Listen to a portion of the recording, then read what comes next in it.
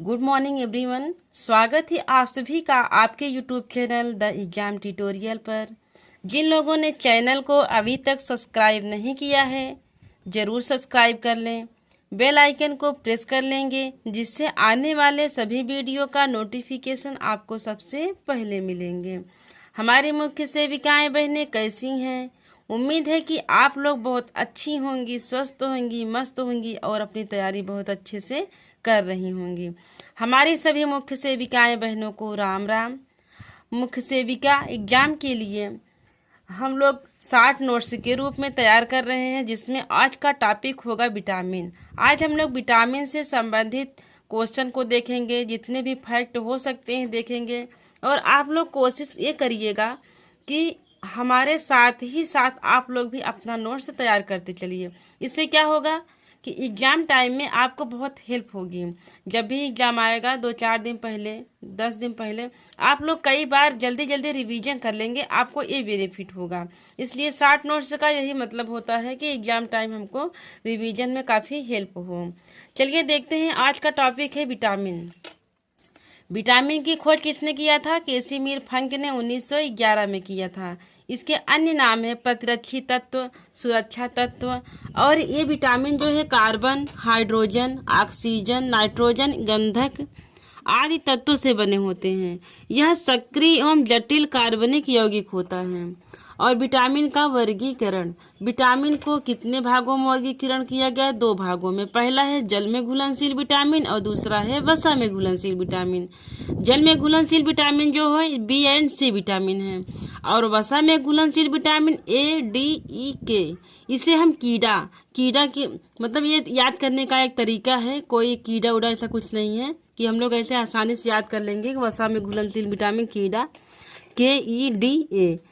अब देखते हैं जल में घुलनशील विटामिन। जल में घुलनशील विटामिन या जल में घुलते हैं तथा पेशाब के रास्ते यूरिन के माध्यम से बाहर निकल जाते हैं। यह शरीर में जमा नहीं होते, इसलिए हमको इसको पर डे लेना पड़ता है। और वसा में घुलनशील विटामिन क्या होते हैं? यह चर्बी में घुलते हैं तथा लंबे समय तक शरीर में बने रहते हैं, इसलिए यह हमको डे बाय डे नहीं लेना पड़ता है। जैसे घी हो गया, सब क्या है चर्बी, अगर हम डेली नहीं लेते तभी कोई बात नहीं है। चलिए देखते हैं अगला विटामिन। अगला विटामिन जो है विटामिन ए। विटामिन ए का रासायनिक नाम जो है रेटिनॉल है। इसे संक्रमण रोधी विटामिन भी कहते हैं। विटामिन ए को संक्रमण रोधी विटामिन ए भी कहते हैं।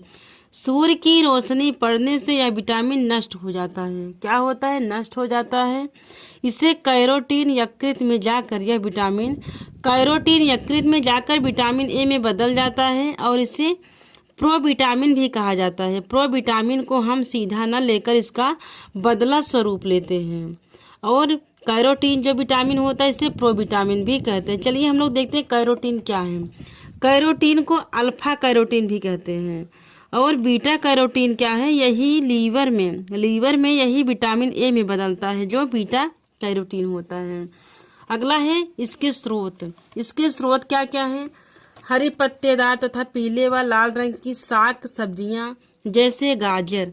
विटामिन ए में सबसे पहले अगर किसी सब्जी या फल का नाम आता है तो क्या है? गाजर है। और इसे पीले फल, कहीं भी विटामिन ए की बात हो, जैसे पीले फल हो तो वह विटामिन ए ही होगा। चलिए आगे टमाटर है, पपीता, आम, पालक, धनिया, दूध, अंडा, मक्खन, मछली के यकृत के तेल में विटामिन ए पाया जाता है। इसके कार्य क्या क्या हैं? आँखों के उत्तम स्वास्थ्य के लिए यह बहुत ही मददगार होता है विटामिन ए। यह शरीर को रोग प्रतिरोधक क्षमता प्रदान करता है। विटामिन ए शरीर को रोग प्रतिरोधक क्षमता प्रदान करता है। इसीलिए तो इसे संक्रमण रोधी विटामिन कहते हैं।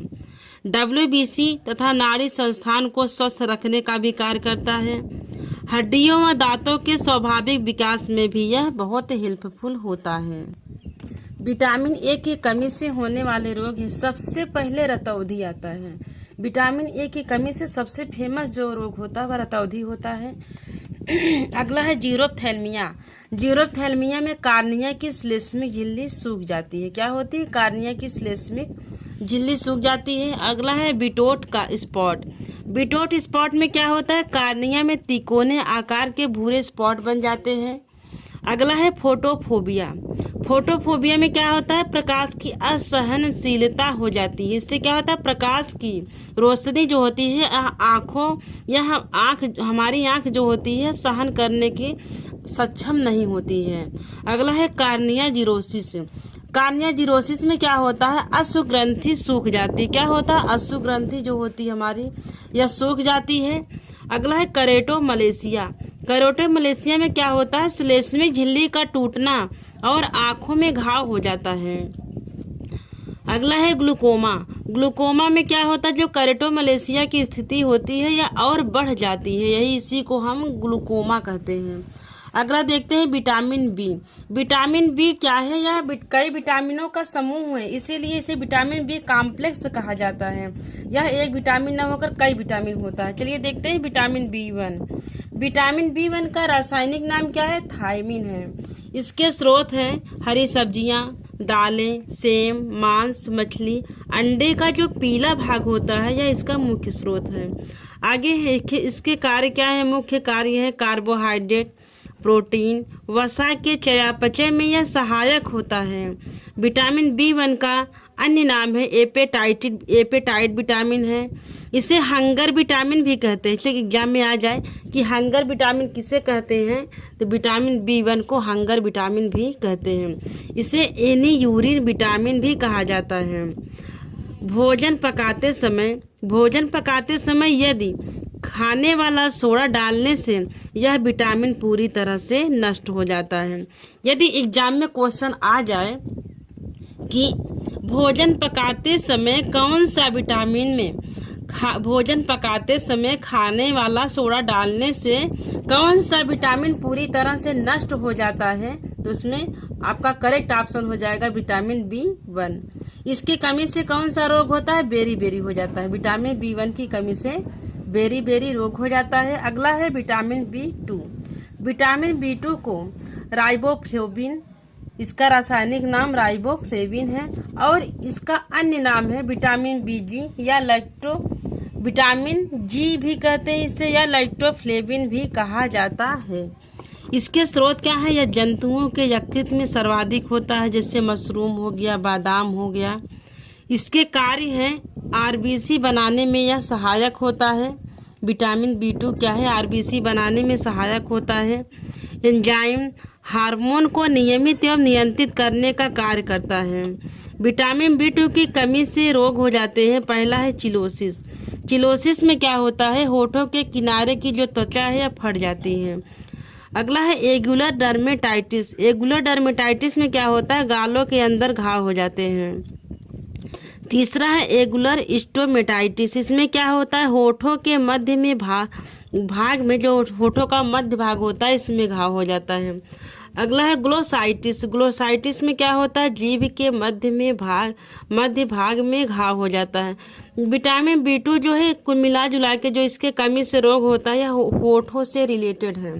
तो होठों के बीच में, होठों के मध्य में, होठों के किनारे, तो कुल मिला जुला के होठ से संबंधित इसमें बीमारी होती है। अगला विटामिन बी3 है। इसका रासायनिक नाम नियासिन या निकोटिनिक अम्ल है।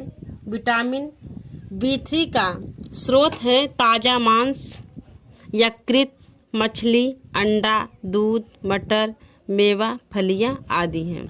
इसके कमी से चर्मदाह या पेलाग्रा रोग हो जाता है। जीभ और त्वचा पर दाने और पपड़ियाँ पड़ जाती हैं।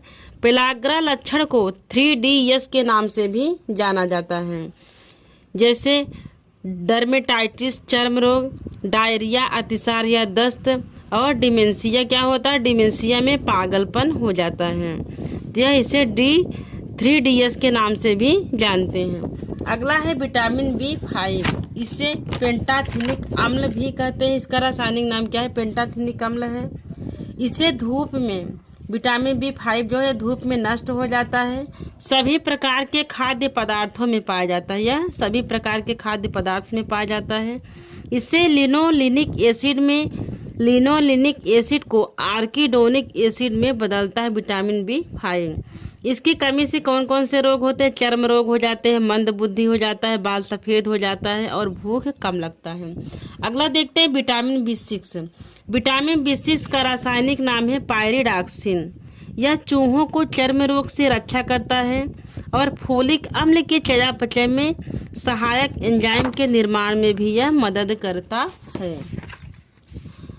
इसकी कमी से क्या क्या होता है? रक्त क्षीणता हो जाती है, पेशियों में ऐंठन, पथरी, माइक्रोसाइटिक एनीमिया, नाखून का अर्धचंद्राकार सफ़ेद हो जाना विटामिन B6 की कमी से होता है। अगला है बायोटीन। बायोटीन को vitamin H, anti egg white injury factor भी कहते हैं। कच्चे अंडे में एक क्षारीय प्रोटीन एविडिन होता है। कच्चे अंडे में एक क्षारीय प्रोटीन पाया जाता है जिसका नाम क्या है? एविडिन होता है, जो बायोटीन को नष्ट कर देता है। क्या करता है? बायोटीन को नष्ट कर देता है। इसकी कमी से होने वाले रोग हैं लकवा, बालों का गिरना और साइट्स। साइट्स का फुल फॉर्म है sudden infant death syndrome. Sudden infant death syndrome यह 1 वर्ष तक के बच्चों में होता है। इसे रिव डेथ भी कहते हैं, जैसे पालने में मृत्यु या कॉट डेथ, चारपाई में मृत्यु भी कहते हैं। थैंक यू दोस्तों। वीडियो को लाइक एंड सब्सक्राइब करें और ये कमेंट करके ज़रूर बताएं कि यह वीडियो आपके लिए कितना यूजफुल रहा और इसके आगे का हम लोग कल देखेंगे। Thank you.